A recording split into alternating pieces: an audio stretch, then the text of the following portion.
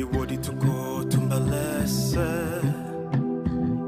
ditelewa nyongo na nyongo lena diwana mwaye umwititi paise mona dipita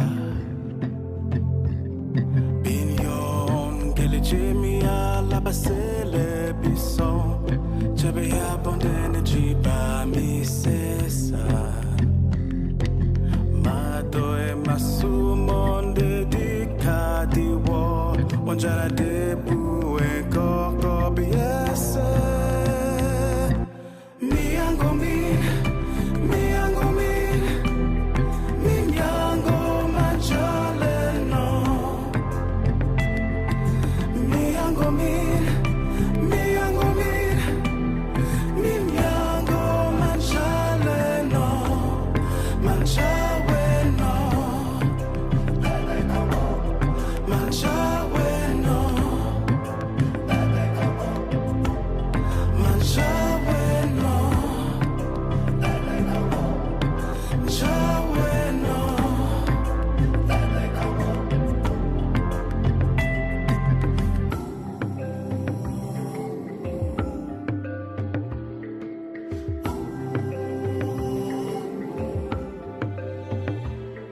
Though history may not be kind, our enemies will try to make you forget who you are. Die beiden sind beste Freunde.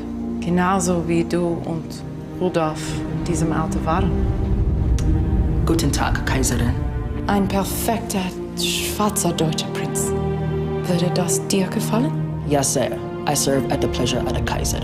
Know that everything I did so that our people would be free. What's the matter, Rudolf? The Kaiser's like family. We raised as brothers to go against him. Wilhelm is not your family. Your skin will always be the color of the rich Cameroonian soil. And they will always walk over it as if they own it. Your family would rule under German protection. So why did you turn against us? Your father's new ideas of independence are cancer. I fear have infected you too. Aber mit der Hinrichtung eines Jungen startest du einen Krieg. Wir sind schon im Krieg. They're inside the palace. Feigling! Lass mich sofort frei! What you've just watched is part of our award-winning short film about Rudolf Duala Manga Bell, a heroic king, resistance leader, and martyr in the liberation of Cameroon, a German colony in Africa. It's a powerful chapter of lost history that deserves to be reclaimed and turned into a multi-season TV series so we can tell the whole story to a new generation. The most compelling stories are true ones. You can help us tell this true story of a real-life African hero by expressing your interest at angel.com/GermanKing. The German King is the story about the brave people who stood up against oppression and rebelled against German occupation. It's very much a Moses story. Rudolf Duala Manga Bell is an African born in Cameroon, and like Moses, he is raised as a royal in foreign courts, in his case, Germany. When he returns to Cameroon, he sees how his people are being subjugated, oppressed, and enslaved, and he rebels. He sacrifices his kingly comforts and riches for the good of his people. If you believe what Martin Luther King Jr. said, injustice anywhere is a threat to justice everywhere, then understanding this story of injustice and how it was overcome is important. And we see that this issue is still an issue today. We've seen films of heroic overcoming of injustice before, but The German King offers a previously unseen view of African valor and reclaims a lost history for modern audiences. By immortalizing these stories in film, we preserve and keep them fresh in the minds of this and future generations. Seeing Africans as royals with their culture and heritage celebrated positively instead of stereotypically, young boys and girls of color will see people who look like they do. They'll see themselves represented in robust, meaningful, dignified ways. You'll also love seeing traditional costumes, language, landscapes, architecture, the majesty and splendor of Africa during that time. And you'll also see, of course, the extravagance of the European royals and their palaces and culture. In this series, you'll see humanity in its glorious goodness as you see the explorers and missionaries who spread the gospel and seek to end subjugation. But you'll also see those who wanted to do the exact opposite. You'll see what happens when greed and gluttony become a priority, and the horrific consequences when we cease to see each other as human beings. We need your help to teach future generations what heroism looks like. Go to angel.com/GermanKing to show your support for this project now. There is an old African proverb that says, "The tale of the hunt will always glorify the hunter until the lion speaks." This project finally gives a voice to the lion. And many of our cast and crew are native Africans or descendants of Africans. Adetokumboh McCormick currently voices the role of Isaac in the hit Netflix animated series Castlevania. Other acting credits, which are a ton, include blockbusters such as Oscar-nominated Blood Diamond, Battle Los Angeles, Where We Met, and Captain America Winter Soldier. The German King series writer, Glenton Richards, is a Writers Guild Award-nominated writer, having written on the hugely successful series The Expanse, as well as having worked on shows like Fargo and American Crime. And we have some amazing other film professionals like Emmy award-winning editor Stephanie Filo, multiple Grammy award winner Mark Batson as a composer. We are so thrilled to be working with Angel Studios for distribution. Angel Studios series, The Chosen, the world's biggest TV series on the life of Jesus Christ, has generated hundreds of millions of views and over $100 million. I feel like I can identify with Rudolf Duala Manga Bell. We are both West African. We both grew up under colonial influence. I was born in Sierra Leone and I was raised in Kenya. And I attended a prestigious private English school, and everything I learned was about how amazing colonialism was, and learned nothing about the rich history and culture of Africa prior to European arrival. So very much like Rudolf, I was indoctrinated into a foreign culture with very little knowledge of my own. Think about it. If asked to name a famous African, most Americans would say Black Panther, which is a fictional superhero. And some may say Nelson Mandela, but there are so many more real-life superheroes from Africa, and this series is going to share several other stories with you. I grew up in Africa, and even I never knew African kings like Rudolf Duala Manga Bell or Queen Yasintewa even existed. I would watch movies like Braveheart and Saving Private Ryan and Lincoln, and I would think, I wish we had more films that celebrated our great African heroes. So that inspired me to make the short film, The German King, but it really deserves to be turned into a multi-season TV series to tell the whole story. We want the next generation to get to see these real-life heroes who lived in Africa. This is a series we hope will empower communities around the world to celebrate and honor their African heritage. You can join us and express your interest in helping us tell this story of courage, sacrifice, faith, empathy, and love by visiting angel.com/GermanKing now.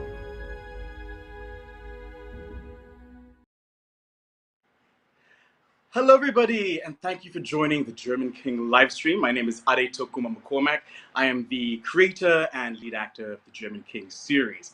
For those of you just joining us, the German King is an epic series based on the true story of King Rudolf Duala Manga Bell. He was a Cameroonian prince who was raised in Germany, and when he came back to Cameroon to become king, he led a rebellion against oppressive German colonial rule. And it's just an incredible story, and I'm so happy that all of you are joining us and helping us make this dream of making this man's, telling a story about this man's extraordinary, extraordinary life. I've been away for about a month, so it's really good to be back and be part of these live streams once again. I've actually been location scouting for the series, and so I was in Africa, spent some time in Kenya and Ethiopia, and I got to check out some incredible locations. And there's so much I want to share with you, some pictures and some information, and we'll basically save that till the end of the live stream. If you want to support the German King, right now we're just gauging interest, but please go to angel.com/GermanKing. The link is right at the bottom of your screen there, so just go to angel.com/GermanKing and you can express interest. We've had, I think, over 700 people express interest so far, and thank you from the bottom of my heart. We really appreciate all the love, all the support, and all the people who want to make this show a reality. And I think we've had people express interest in the amount of over $650,000. So that's incredible. I couldn't be happier. And let's just keep on going, guys. So once again, go to angel.com/GermanKing. We've got an exciting lineup for you today. We've got a very, very special guest by the name of Stephanie Filo. She is an an Emmy award-winning editor. She's also won a Peabody Award as well, and she is a social activist and just an overall incredible, incredible person.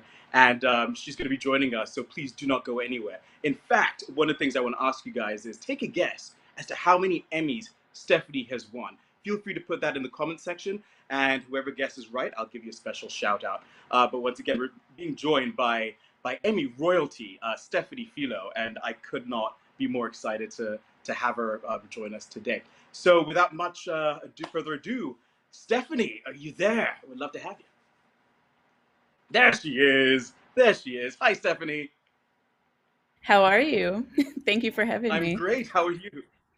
Thank you for being I'm here. good. So don't forget, everybody. I want you to guess how many Emmys Stephanie Filo has won.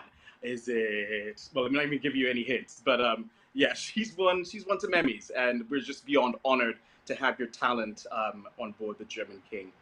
So, Stephanie, let's see. Has anyone commented this yet? We'll get to that later on.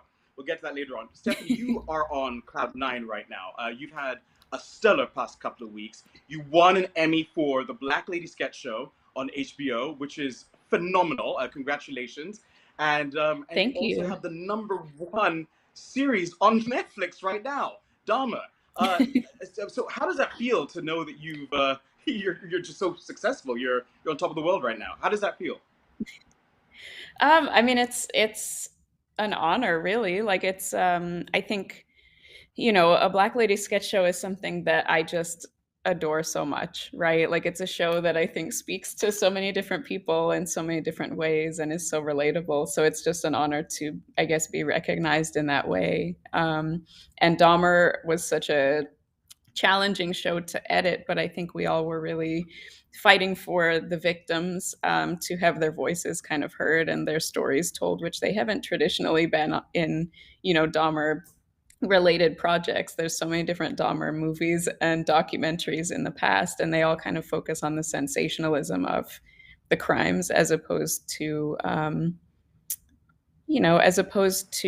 the victims' perspectives, but also the systemic kind of failures that led to him being able to commit these crimes for so long. So I think it's an honor that people are gravitating towards these couple of different shows that I've worked on, all very polar opposite shows as well. But Yeah. just I think I'm just glad that the content is reaching.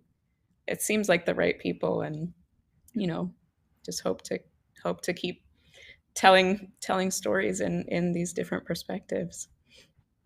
Excellent. So now that brings me to my next question. Black Lady Sketch Show, a comedy with a Mhm. really strong message. And then Dharma, which is a very dark series. In fact, I spoke to you, was it yesterday? And I was like, I'm going to say this in Creole because I said, hey, but Titi, I'm going to get a gap because I prayed. I'm not be able to watch out, which basically means I had to take a walk and a breather because I was like, oh my gosh.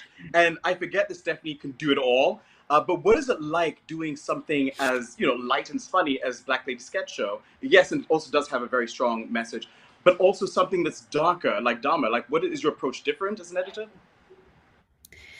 Um, I think, what people don't realize as an editor is like how much time you spend with the footage, right? So I think my approach for anything is kind of the same in that I just try to, well, first I watch through all of the raw footage that exists, but I also try to get in like the headspace of where I need to be for it. So in the Dahmer instance, I was thinking through like what tone would these scenes play in, what perspective am I, or what lens am I telling this scene through.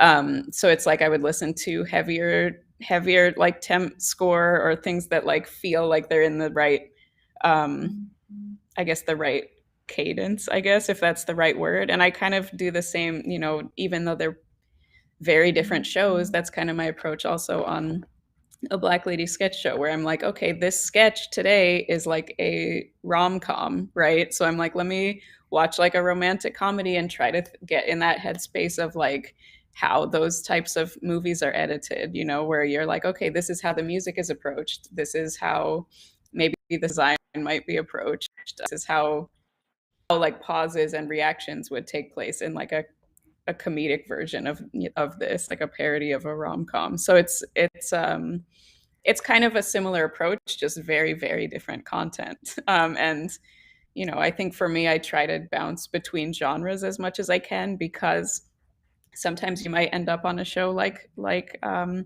Jeffrey Dahmer story, and that's not a light show to work on. But I went immediately from that to this past season of a Black Lady sketch show, which I'm like, at least my spirits are back up, and you're kind of laughing again. Yeah. So I think that's something that's kind of nice in, at least in editing, where you can kind of bounce between things a little bit.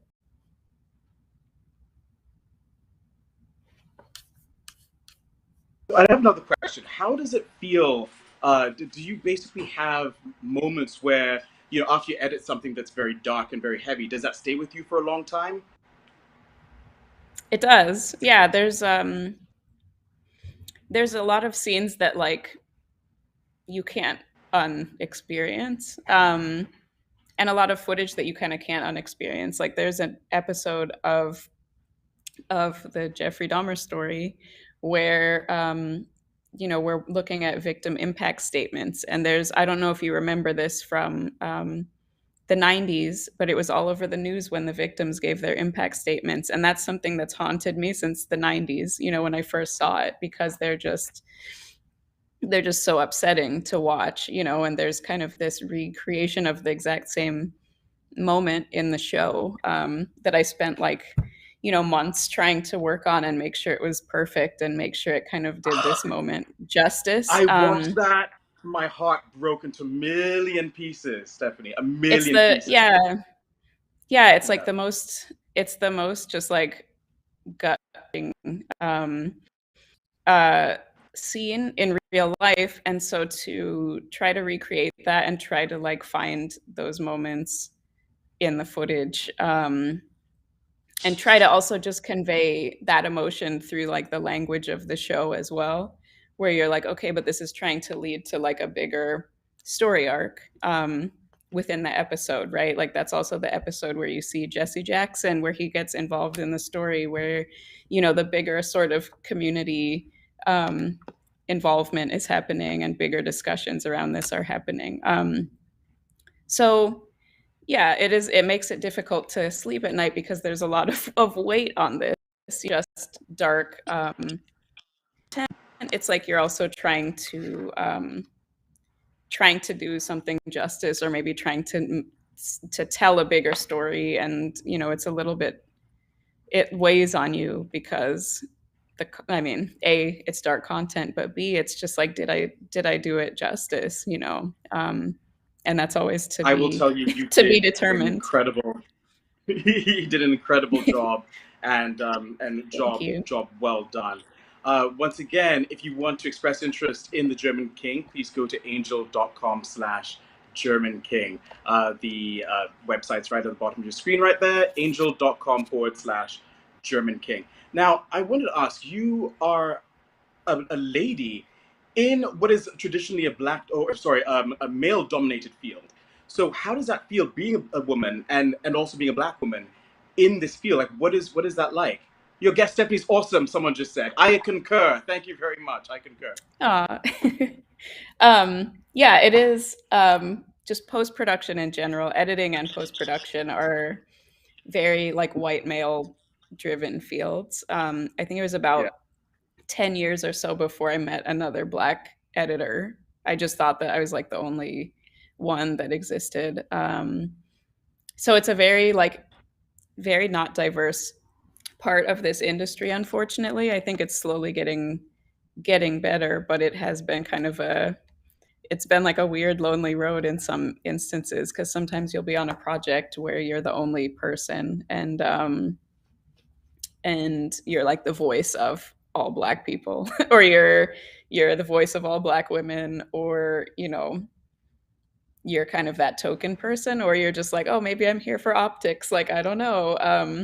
And so I think that's kind of what I've seen within the post-production world, but it's also I do think it's getting better, and I think I've seen a lot of, especially women editors, women of color, hiring other women as their assistant editors, just to try to kind of diversify the field a little bit and see maybe more representation for all of us. As the newer folks come up. Yeah. So could you tell me, why representation is so very important across the board in post-production, in front of the camera, behind the camera? Can you talk more about that? Yeah, I think there's so much nuance to any story, right? But there's so much nuance culturally to any story. So, there might be something that I watch, like a reaction shot, and it reads totally different to me as like a Black person, than if like a white man was cutting something. You know, when I think of a Black lady sketch show, maybe there's references that just utterly like might not land exactly the same if it was like a white male editor, which is traditionally the case, you know. So I think, you know, especially in post production, at least on my end of things, it's like we spend so much time trying to find the nuance in performances, or if it's like a documentary, the nuances in, you know, someone telling their stories. Sometimes someone might be telling a story and, you know, they stop talking and like the instinct would be, oh, I should cut away, but like maybe there's a reason there's a long pause here. Maybe there's like more that they're telling with their facial expressions. Maybe you know, maybe there's something else to it. And so I think being able to have different perspectives in front of and behind the camera just helps to add to that nuance and like make sure that all those perspectives are seen. You know, I talked to one editor who cut the show Empire, right? And it was a white male editor. He was like, "Oh, it was fine. I cut it. I thought I was really like proud of it." And the Black director of his episodes was like, why would you cut to this? Like, this is clearly the better reaction shot. This is, you know." And he was like, my mind was blown a little bit because there's little nuanced things and expressions that he just wasn't picking up on. And I think that's why it's so important to have teams that, you know, represent different you know, just different types of people and stories across the board, you know, because if he had a teammate, say he had an assistant editor who was like Black or a person of color, maybe they would have read those expressions differently, you know, and could have said something about it. But that's, you know, traditionally just hasn't been the case. So it's, you know, that's why it's exciting that stories, you know, that stories are starting to be told more, such as the German King, for example, where, you know, it's these are you know, things that need to be told, things that have been not, people from history maybe that haven't been showcased, people backgrounds and origins that maybe the rest of the world doesn't know about, and like they don't know that they don't know about it because they just don't have that kind of content. So it's you know, I think that's why representation ultimately is important, you know. Beautiful. Thank you for sharing that. And actually brings me to my next question. What drew you to German King? Because I know you are a very, very busy editor. And Stephanie's actually working on a project right now and took time out of a very, very busy day to talk to us. And so it's something we really appreciate. Thank you. Can you talk about what you're working on right now? No, don't worry. I'm sure you're NDA, so don't worry about that. But thank you very much for joining us. But, you know, you at this point, you're a very in-demand editor. And what is it about the show that sort of that drew you in, and what do you look for in when you start editing or before you start a job? I mean, to me, I always look for something where it's like a story that I think, you know, I could bring something to it, or a story that maybe hasn't been told. You know, I think a story such as the German King is exciting because there aren't very many unknown heroes who have not been, their stories have not been told. You know, I think this is such a it's such a powerful story, you know, and I'm glad that you really kind of took the initiative to tell that, you know, in the short and now in the series as well, because it's just exciting to hear about these different heroes that maybe the world hasn't heard about, and to because we especially didn't know about these things, right? Yeah. Growing up in Africa, well, like, you grew up mostly here, but we didn't know about this. These stories weren't told in our history classes. They weren't in our history books. There were no documentaries about these people. No. And that's just crazy to me. Yeah, even in like African history, like books and stuff, it's like you don't really, you don't really see this. And so, you know, it's just exciting that you're, you know, telling a story that needs to be told. You know, I would love to see more cases of African, you know, history told in any of our media, because I think, you know, I think watching Black Panther, for example, was the first time I was like, oh, this is like, they're like represented like in a positive way. Right. It's kind of like this stigma to African stories, which there absolutely should not be. And it comes back again to that perspectives and nuanced situation. But yeah, it's just exciting that, and that was obviously a fictional story. So it's exciting that, you know, these real stories are being told, and that people such as yourself are taking the initiative to really just make sure that these like unsung heroes are getting the light that they deserve. Thank you. Thank you. And once again, if you want to see The German King be turned into a TV series, a multi-season TV series, please go to angel.com/German King to express your interest. And be sure to like, subscribe, smash that like button, as the kids say these days. And please spread the word. We are so stoked about this show, and we really believe the world should see this. And it's such an inspiring show as well. Someone said, yeah, the German King series. I can't see that. Thank you. Yeah, so The German King is just, it's such a story that I'm very passionate about, and that I really feel would be life-changing in some ways. Whoa! What does that sound? Hold on. I'm sorry. I'm having slight technical difficulties, so apologies. Bear with me, everybody. So, Stephanie, my other question is, what do you have any stories, or because you've been on several red carpets for the gold, not the Gold Globe, sorry, the Emmys. You won more than one Emmy, as we can see over there. Do you have any interesting stories about celebrities you may have met, or? And I see you with a cane. So Stephanie, what tell me about that first of all. So I'm in New York at the moment working on a feature, and I was actually, tying both of your questions together. I was leaving my apartment here I found out I was nominated for an Emmy, and I was like, I'm going to go dress shopping right here in New York. I was leaving the apartment and fell down the staircase that's here outside my apartment and broke my ankle and sprained it as well. Goodness. So I've been on crutches for most of the summer.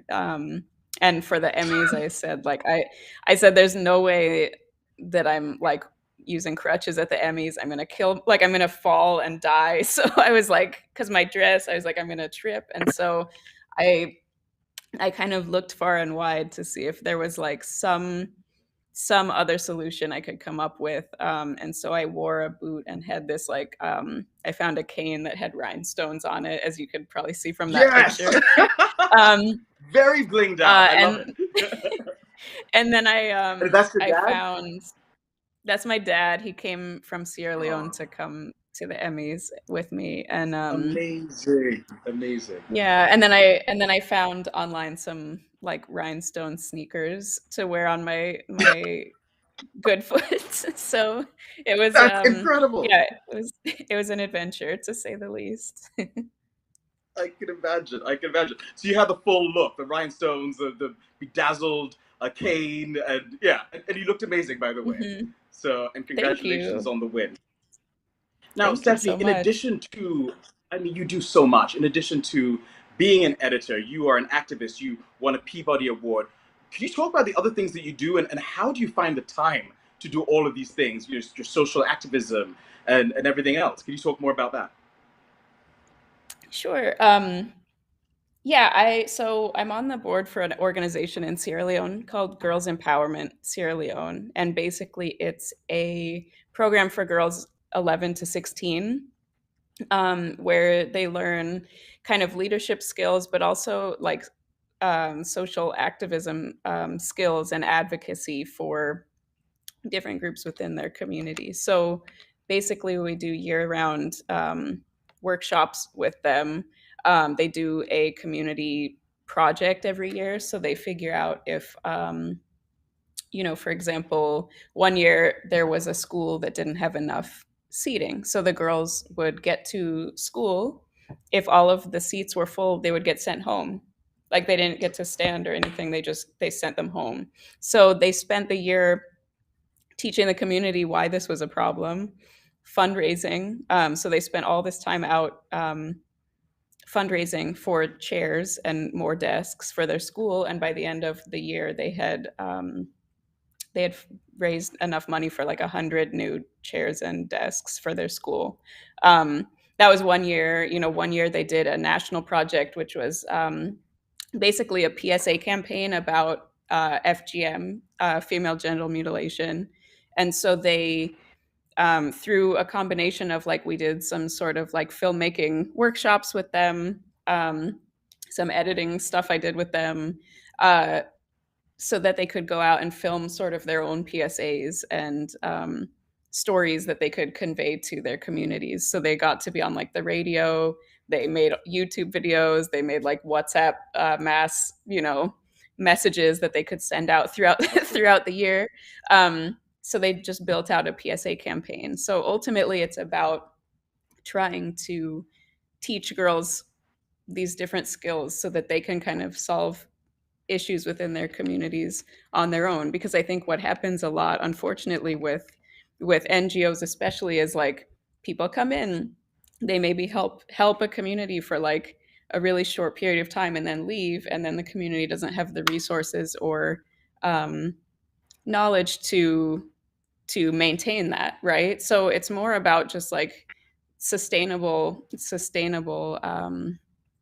resources and ways to build the community and girls' future leadership in trying to not only like them kind of advocate for their communities, but like teach their peers the same thing. They all outside of our organization are just like, oh, this is cool, and they'll have like little sister circles with each other where they'll like gather with other girls in their schools to talk about some of these issues, like totally unprovoked by us. It's just like their own individual activism and like work on trying to be mentors to each other. So it's really just about like creating like programming and sustainability for girls within Sierra Leone. Stephanie, that is absolutely incredible. And actually, I have to tell you, you inspired me to do something. And listen, Stephanie's a constant inspiration. So as she knows, I look up to her constantly, though she's younger than I am. But one of the things we want to do with the German King series and just what you're talking about, giving back to the community. And I think that really is what we represent, what Angel Studios represents. And our plan, I remember when I went down to Kenya to location scout, I met with this young lad, and he was the son of a gentleman that my dad worked with. And he talked about, his name's McCormack. He's actually named after my father. We share the same last name, interestingly enough. And he was like, I would be an actor like you, and I want to be a filmmaker. And I got to see some of the stuff that he was doing. And he was making films. He had just like a really simple camera, but he did something on FGM and raising awareness about it. He was doing he's doing a series about tribalism and how we as Africans need to love each other, and how there's more that unites us than separates us, and how we need to start taking pride in who we are, which is so much what Rudolf Duala Manga Bell represented. That is very much his legacy. Us taking our the initiative to say, let's break our own chains and let's be the voice in the darkness, and basically ride ourselves and go to a new dawn. And it was such a beautiful, just listening to this man who doesn't have much and lives in the slum, but was able to just do so much with what he had. And then he showed this box. I don't know if we have the video, but he had this box. I went to his tiny 1-bedroom apartment in the middle of the slum, and it was this like a box. It was like a yellow box, and inside it, I was like, "What is this box?" And he goes, "Whatever I have, be it a shilling, that's the currency in Kenya. Yeah, there it is." He goes, "Whatever I have, I put money in there, because what I want to do is at the end of the year, whatever's in there, I want to take a child to school, and I want to basically be responsible for their schooling and get them out of the ghetto and help them to become whoever they want to be." And he's like, "You have to share a smile." And I was like, wow. I said, I had asked myself, I'm like, Ade, what are you doing? And you have this person who doesn't have much, but he was literally giving everything he had to make sure that other people in his community were better. And so it inspired me to then say, you know what, as filmmakers, because I went down there and I gave a talk to the community in the slums. And I taught some acting classes and whatnot, and told them about the German King. First of all, when I showed them the trailer, they were losing their minds, because it was the first time they saw themselves just represented in this powerful, robust way. They saw themselves as kings and queens, not just as people living in poverty, living in disease, but people who really were, dignified people. And it blew my mind because I was like, I'll get chills because I'm seeing them and they're like, can we be a part of this? And then, and for me, I was like trying to offer them money and they're like, we don't want money. And I said, well, what do you want? And they said, we want opportunity. We want to learn. We want to have acting classes. We want to have. And so I spoke to Stephanie, and she's agreed to come on board and just teach some free classes, teach these people to be editors, my production team. And thank you, Angel Studios, for really being behind this, because this is what we are about, in teaching people, that they can be the best that they can be and give them the tools so that they can get out of their current situation and make a better life for themselves and ultimately their community. So it's such a beautiful thing that's what we're going to be doing to give back. And you guys can help us do that by just expressing interest, going to angel.com/German King. Once again, angel.com/German King, and let's make history and let's, really continue the legacy of Rudolf Duala Manga Bell.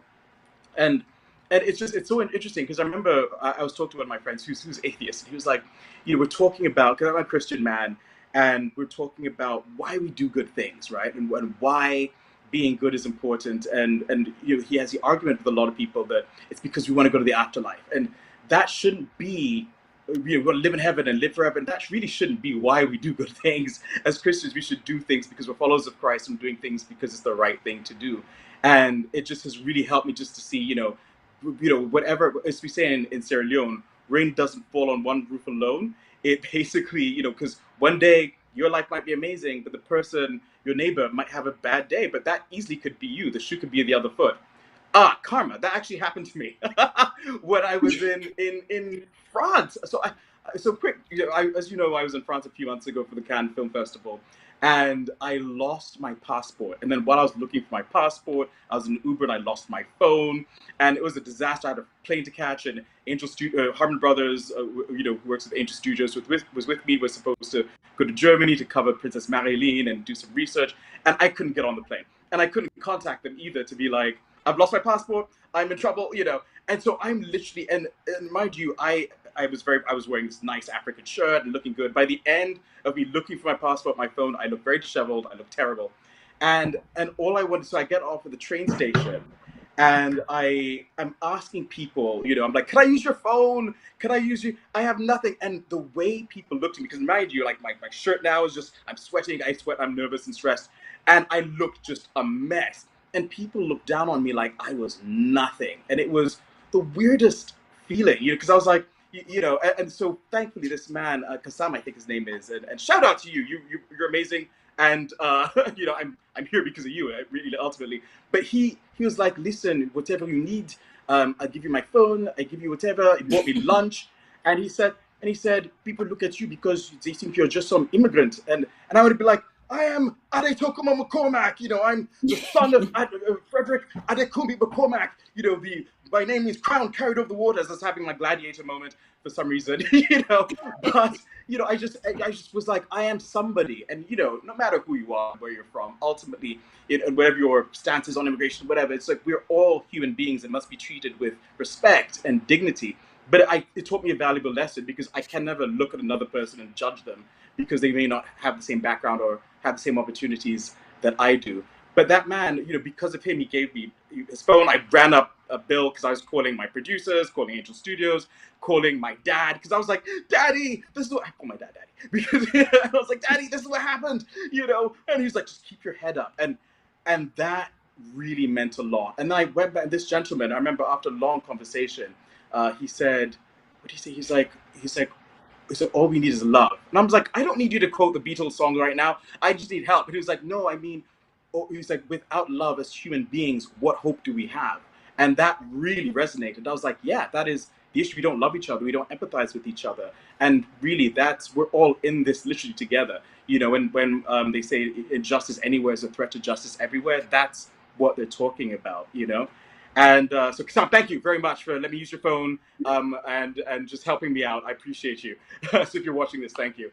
But then going back to that as well, it's funny how quickly we forget these lessons, right? I went to Kenya. So Kenya was incredible. Shout out to Visit Africa Limited for the most incredible trip. They let me go location scouting and safaris and whatnot. So I was on safari in Masai Mara, and we're driving along, and this car maybe 2 or 3 cars ahead of us, get stuck in a ditch. And I'm thinking, gosh, just hurry up because we need to see the animals. And, it was just very interesting how I responded automatically. And then thankfully they ended up getting the car to a ditch and whatnot.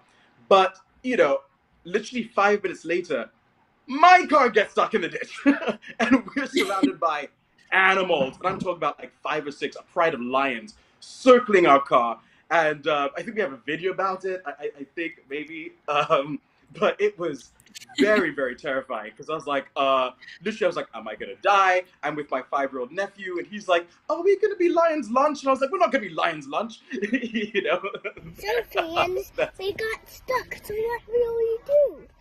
We got stuck in the middle of the drive-thru, fans. So please help us. No man left behind. Please, fans, please help us. Because we are stuck here and in danger. Please, fans. Please, can you help us, fans? We're actually... Oh, so precious. But listen, isn't he adorable?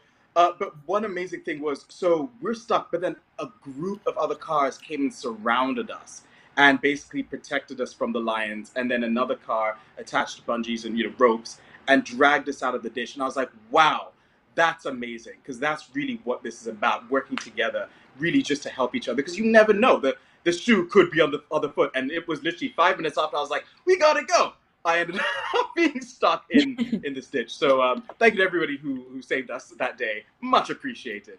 But going back to just the German King series, really, this is what Rudolf Duala Manga Bell was about. He was about, he lived in his amazing palace, but when he saw that his people were being subjugated and oppressed under tyrannical German colonial rule, he was like, this, even though it doesn't directly affect me, it affects my people. And the mark of true leadership is standing up against injustice and doing something about it, even if it costs me my life.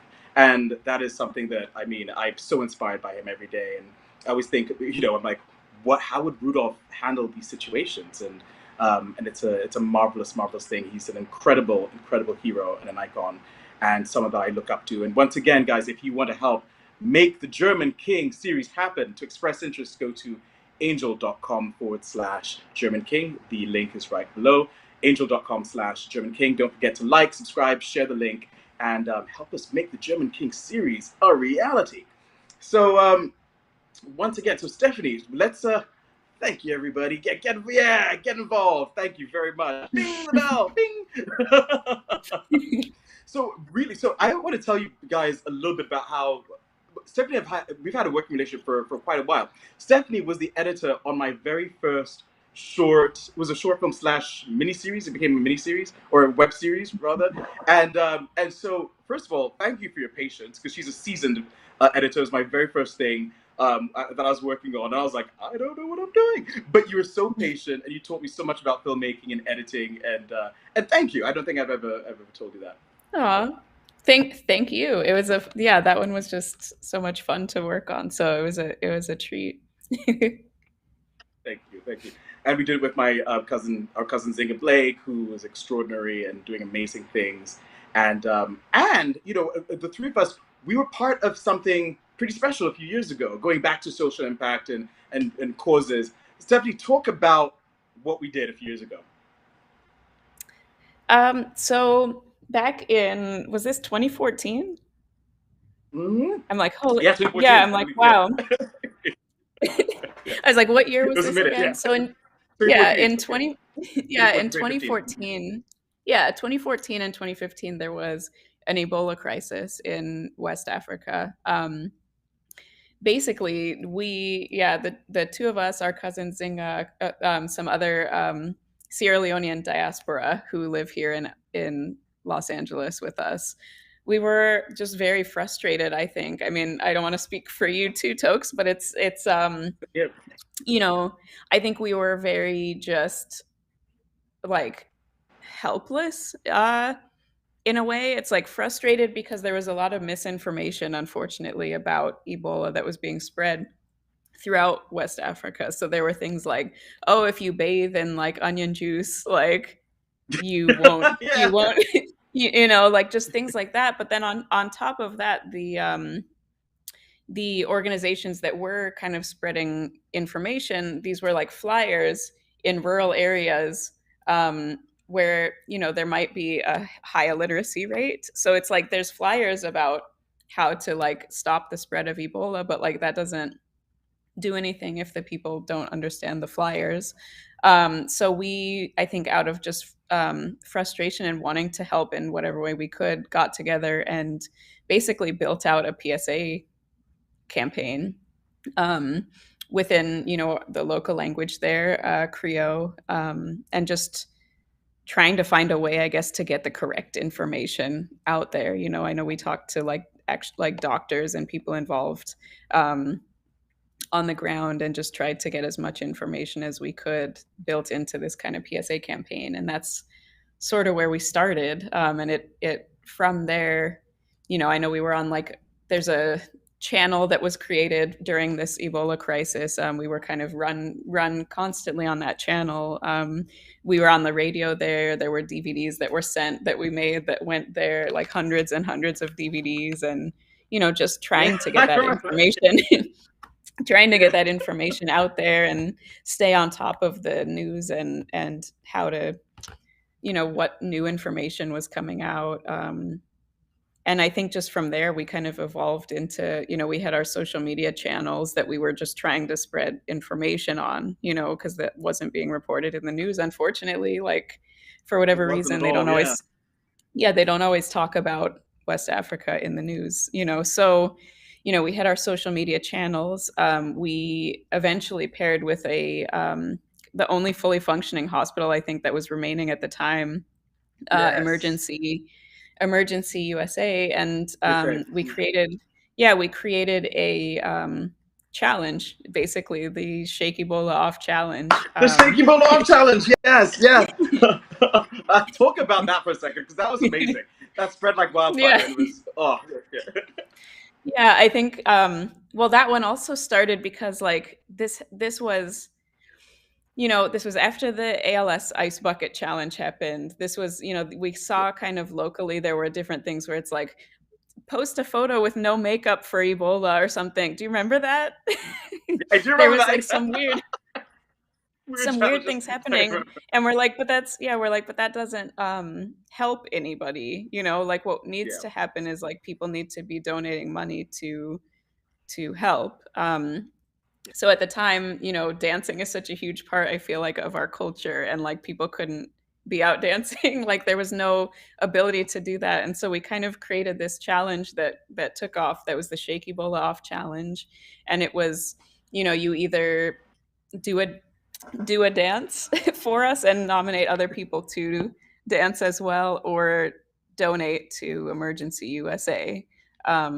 Obviously, the goal is to get as many people to donate to Emergency USA as possible. But I think, you know, luckily we were able to get a number of people to do both things and kind of get it off the ground for us. You know, it was just really exciting to see people gravitating towards it. And we had, you know, like my ultimate hero, Kevin Bacon, Kevin Bacon ended up. He did the challenge, which was amazing. He did it to the Footloose, which was like highlight of our campaign.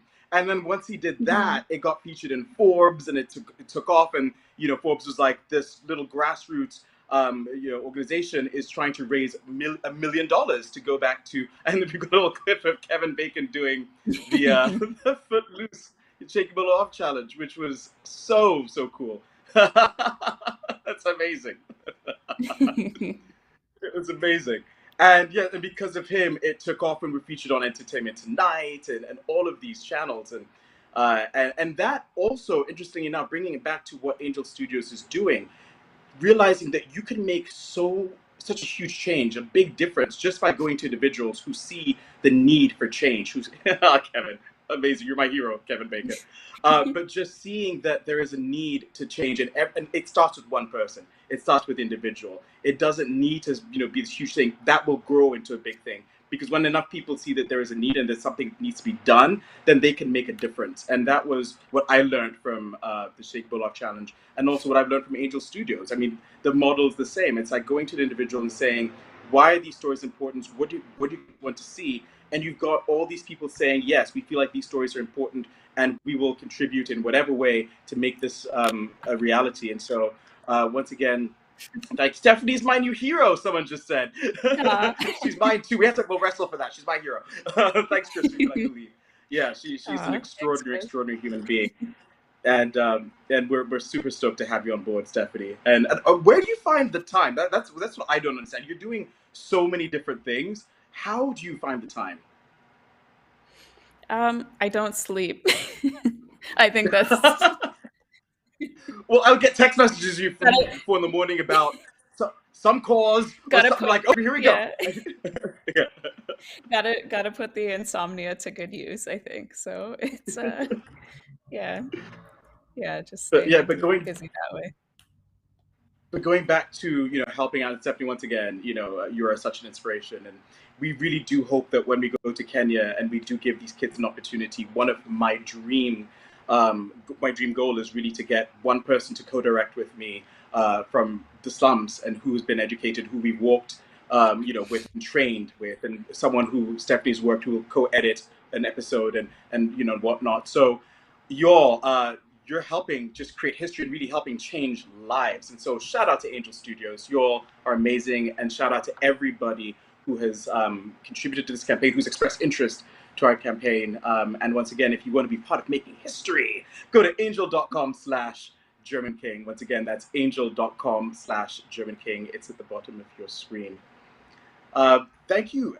So does anyone have any questions? Actually, really quickly. So another thing I did when I went to Kenya was I went to my old school, which was incredible. It was the first time I'd been, it was the first time I'd been back in over 20 years. And so Kenya's changed so much. But it was wonderful to also see, first of all, this is how crazy Kenya is. So I went to a very prestigious private school, but it overlooked the slum. And so just the juxtaposition where you have, these gated communities who are just sort of oblivious to, the poverty around them. And for the first time when I went back, the school was like, we spent many years sort of, keeping these walls up, and you realize a lot of these walls aren't to keep people out, it's to keep people in. And they realized, let's break down these walls. Let's actually be active in our community. Let's go in and help people. And I was like, this is great. And that's, so hopefully when German King does take off, the school's going to be involved in that as well. They're now starting to teach African history, which isn't something that happened before, and it's great to have a new generation that's going to start embracing their culture, their heritage, their language. And I'm super stoked that's happening.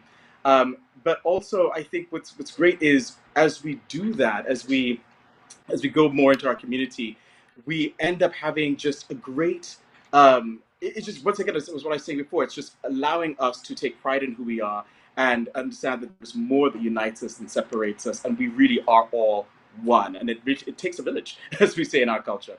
So, but does anyone have any questions so far? I'm having technical difficulties. So Tevi, I might ask you to read out some of the questions that we have, because I can't really see them. But feel free. Okay. So if anyone has any questions, feel free to ask. And if you have any questions about editing, because Stephanie is here for another few minutes, you're going to have an Emmy-winning editor. So I'm going to actually answer that question. How many Emmys has Stephanie Filo won? Do you want to answer that question? Stephanie, how many Emmys have you won? 3. 3 Emmys! 3 Emmys. So if anyone guessed 3 Emmys, you were right.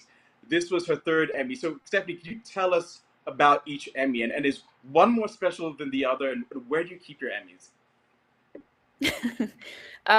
I don't really know where to keep them. So if anyone has any ideas, please let me know. I'll take it. I'll take it.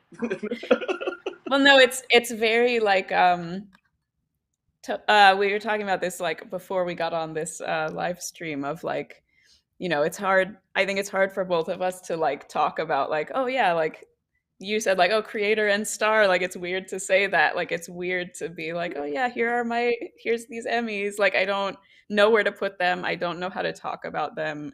And like someone was like, you should have them behind you on all Zoom calls. Yeah. I don't know where they go. I know you asked like, is any of them more special than the other? I don't think so. Like they're all just really like it's an honor to be recognized in this way. I think the first one I won with our cousin Zinga Blake, and so that was just like such a special experience. This was at the height of COVID, so we were on the couch when this happened. It wasn't like it was in person at any sort of like event or function. It was just Right. like from home, but I feel like it was just like more exciting in that way because yeah, it's like we're all there with like exactly who we want to be there with. So it was just like a really special experience. And last year we won for a Black Lady sketch show, which was exciting. And then this year we also won for a Black Lady sketch show. And last year was exciting because actually it's all been exciting because the first one, Zinga and I were the first Sierra Leonean women to win an Emmy. And then last year, we were the first all women of color team to win an Emmy. And this year we were the first all Black team to win an Emmy. So it's been very just like, it's a lot of pressure, but very, very just humbling and exciting. You're making history, Stephanie. And it's funny because there's this years ago, that quote that came out of Sierra Leone is like, nothing good go como salon. Remember that whole thing? And you are just putting us on the map and making us all so proud. And once again, I'm so humbled and honored to be able to work with you and that you said yes to coming on board to edit the German King series and make history together. So thank you, Stephanie. Thank you. Are there any tips you will give to people who want to be editors?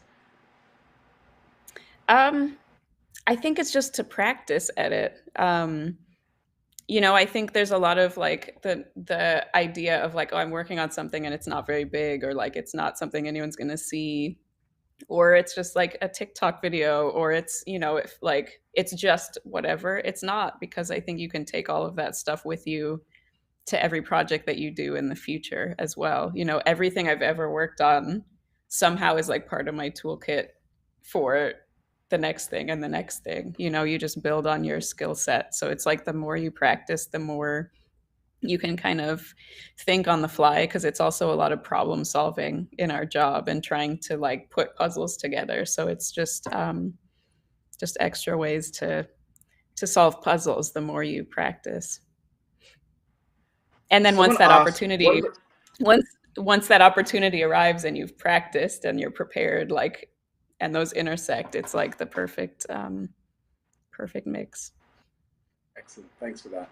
One person asked, what are the most challenging scenes for you to edit? Yeah, I want to know the answer to that. There's different types of challenging, I think. I think technically the most challenging to edit is comedy, because sometimes it's really hard to make a joke land, right? You need the exact right timing, the exact time, like reactions to things, the exact right music, right? Maybe the music cuts out and starts somewhere else. Maybe the music has like you might have like a horror sting in something that's not a horror moment. It's like you have just so many different ways that you kind of have to figure out to make something funny. And it's all subjective as well. So it's kind of like, somebody might find one thing funny and somebody else might not find the same thing funny. So I think that's maybe the most challenging technically. The most challenging emotionally for me are documentaries sometimes. Sorry, we have a guest. Yay. Aww. Okay. So I was trying to steal the spotlight from Stephanie. Yeah, go ahead. So cute. I love you. Sorry, I got excited by the dog. No, I was just going to say the most challenging emotionally for me, I think, have been documentaries sometimes, because you're looking at these, real people's stories, and a lot of times those are heavy. A lot of times documentaries might be like a more serious tone. You don't always get like a quirky Tiger King style. So it's a lot of times you might be looking at someone else's, trauma or like darkest moments. So I think those are just challenging emotionally because they sit with you, and there's a lot of weight on trying to do the story justice and be like, I guess, just honor the person who's willing to share their story on screen like that. There's another question. Stephanie, can you read that for me? What process do you go through to edit a film? Oh, from start to finish. Usually for me, so if I know I'm starting a project, I get a little obsessive about it. So I'm like, okay, what genre is this, right? So I will look at anything that's maybe relevant from within that genre, or listen to scores maybe that are within the tone that I'm kind of thinking of, just to get in that headspace. Once things start getting filmed, you get dailies in. So that's like each day something's shot, you get the dailies the next day, and then you basically start watching all that raw footage. So you watch through all the hours that Sorry. I was like, whoa. Yeah, I'm here. My dog sort of disrupted things. I'm back. But so you'll watch through basically all the hours of footage that were shot. Sometimes I'll go through and pull like selects, so kind of like the moments that I think really stand out in the footage. So I'm like, I know I need to incorporate this somehow. And then I, will assemble it. If it's like a scripted project, assemble it the way it's scripted. And then I'll start to kind of pepper in these moments that I'm like, I know that this was a good take. I know that this was a good reaction. If it's comedy, like I know this was a funny improv moment. Let me see how I can like tie this all together. From that, you basically do that cut, you turn it in, right? You polish it as much as you can. You put music and sound. So that's also a big thing that I'm obsessive about. Sometimes music, especially in comedy, is its own character. So it's like you really have to kind of try to nail those moments and that kind of sound design to make that comedy work. But basically, once you've done like your first pass of something, that's called an editor's cut. You turn that in, and then you work with the director on their notes and just making it, in line with whatever they think it should also be. And that's called your director's cut. So once you do that, you turn it into producers or to a studio. In this case, it would be Angel Studios. And so the producers will look at it and give you notes and feedback, and you address all of those things. And once you've kind of addressed everything and everyone has no more notes, it's locked. So you would just say the cut is locked. And from there, that's when it gets passed to color correction, to the sound mix, and then to what airs or what streams. So it's a fun process. It's fun to kind of collaborate with people in that capacity. Excellent. Someone else asked, what got you interested in editing? So when I was younger, in like middle or high school, I watched the movie Seven, which I should not have probably been watching, because how old are you? I still have nightmares. What's in the box? As you know, it's not the most lighthearted thing, but the opening title sequence from that movie. Yeah, I fell in love with the opening title sequence from that movie, and I was just like, it's interesting that they are telling a story without words. It's really just like images and music, but somehow like what the whole movie's about in that opening title sequence. And so I kind of just started playing around with like my home movie camera and like my VHS tapes, and like I'm like, oh, how do I do this? And I kind of just didn't realize that was like a career path that I could take. I didn't know that it was Yeah. editing that I was doing. It was just kind of playing around with stuff. And so when I came to LA and I knew I wanted to be involved in film and TV in some capacity, I was just kind of knocking on every door, and I got a job as an assistant editor on a project. And so in doing that job, I was like, wait, this is kind of like similar to what I did when I was younger. And it was something that I was like, you know, I think I'm going to explore this. And I just kind of worked my way up from there. Excellent. Excellent. One more question. I can't read that. It's below my screen for some reason. Stephanie, can you read that? It says, I think this is for you. It says, what is your current For me. timeline for casting, filming, and production and release? Well, that's a very, very good question. And well, so if and when we open up a crowdfunding round, we will production. And so we ideally as soon as possible, but that can only happen if you go to angel.com/German King. So please go to angel.com/German King and be sure to like, subscribe, share this link, tell your friends, tell everybody if you do want to see this series happen. And before we go, actually, I want to share some. So part of the reason why I went to Kenya was because I was location scouting and I got to see some incredible, incredible locations. And everybody, and I mean this, if you do one thing in your life, go to Kenya, go to Africa, because it will, for me, I remember just sitting under the stars and looking at the Milky Way. You can literally see the Milky Way and thinking, wow, there is a God. There is something that created me, that makes me, you know, that there's so much, it's special. You know, it's a special, once a lifetime experience. And my goodness, trust me, you're never going to regret it.